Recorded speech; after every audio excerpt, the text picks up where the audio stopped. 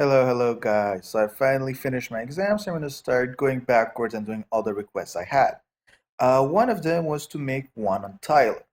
So for a lot of you who don't know, Tyler's Ardor, he's technically supposed to be using backlight and he's part of a very old meta. Now, I'm not even sure if he even was part of that one, but he was part of something with good old Anael back in the day. So Ace, increased critical resistance 20, max life 35. That's actually pretty decent. That's some good value right there. You could use him as Ace if you don't want to run the penetration Ace. Active Seal, increased reflex by 60%, attack power by 60%.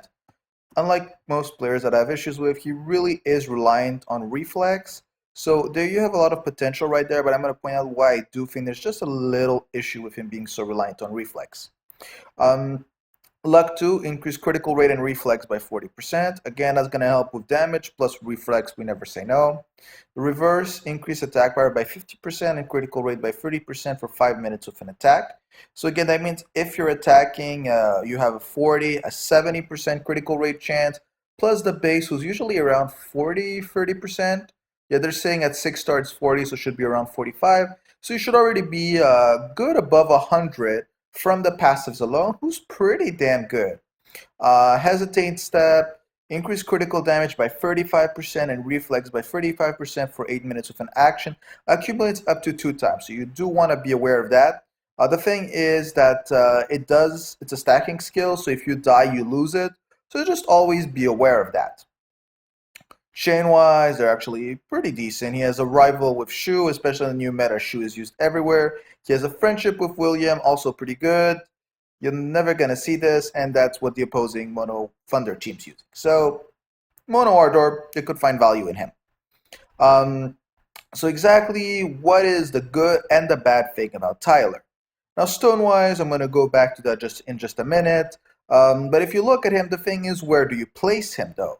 Because you can't place him in backlane because he's not really going to be increasing survival. You can try to do it, but it is going to feel a little bit weak because he can't really be shot at as he doesn't have any survival skill. And at the same time, he doesn't above the line, who makes it kind of weak. As much as he is a great stealer and penetrator, there's no question about that. He does lack that value.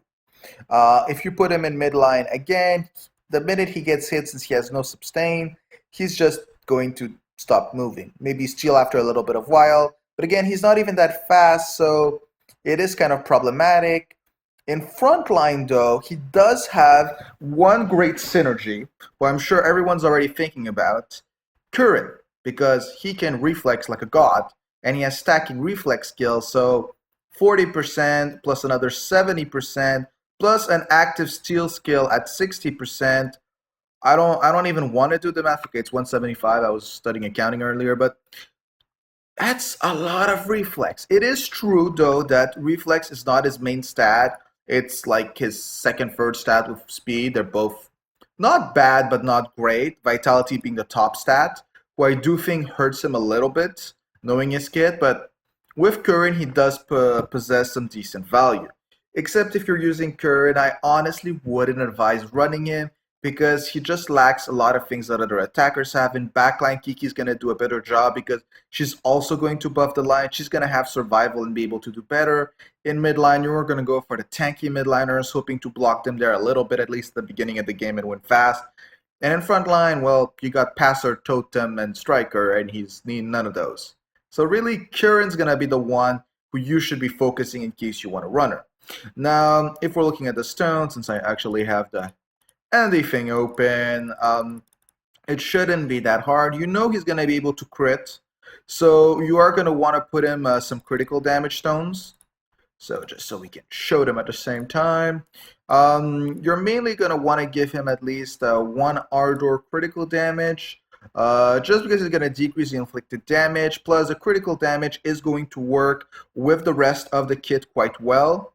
Then when you go on the light, it's really up to you what you want to build. I don't personally think you need to give him much more reflex, but again, it's up to you. So you can decide if you prefer the light dribble stone, or you can go for the light reflex stone. It does give spirit with a counter attack, so I'm going to say It isn't bad in itself, but if you're really going for Spirit and you think he damages enough, you could even switch to an Ardor Dribble because that gives Spirit with an attack.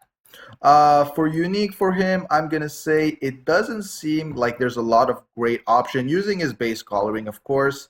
I personally would go for the good old Light Wool of Metatron because it's going to allow him to go fast. It's going to increase critical rate just in case they have some form of critical resistance, and it's going to help with the lack of speed, allowing him to be much faster. If you have some speed totems, if you have a Kevin in backline, it should make him at least a bit more viable.